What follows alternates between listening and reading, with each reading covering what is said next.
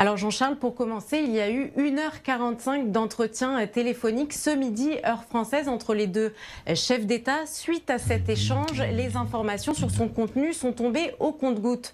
Ce que l'on sait, Vladimir Poutine a déclaré qu'il atteindra ses objectifs, je cite, soit par la négociation, soit par la guerre, selon l'Élysée. Mais le point sur lequel Emmanuel Macron a surtout insisté auprès de son homologue russe est la nécessité de sécuriser la centrale de Tchernobyl et les autres sites nucléaires.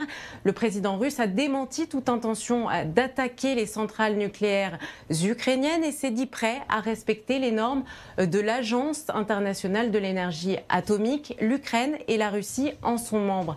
Le président français a également réaffirmé sa détermination à obtenir un cessez-le-feu et la création de couloirs humanitaires, alors que de nouvelles sanctions contre la Russie sont également envisagées.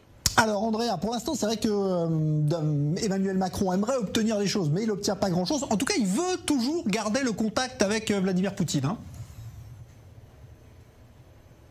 Oui, exactement, Jean-Charles. Emmanuel Macron l'a déclaré lors de son allocution aux Français ce mercredi.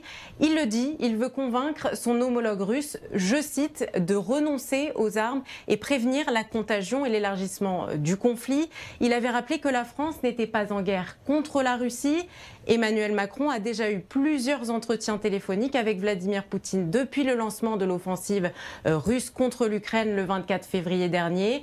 Aujourd'hui, suite à l'entretien, Emmanuel Macron a trouvé Vladimir Poutine, je cite, très déterminé à atteindre ses objectifs. Si aucune avancée majeure ne semble découler de ces entretiens, ce qui est important pour Emmanuel Macron et l'exécutif dans cette situation, c'est de ne surtout pas couper avec le contact avec Vladimir Poutine et maintenir un lien.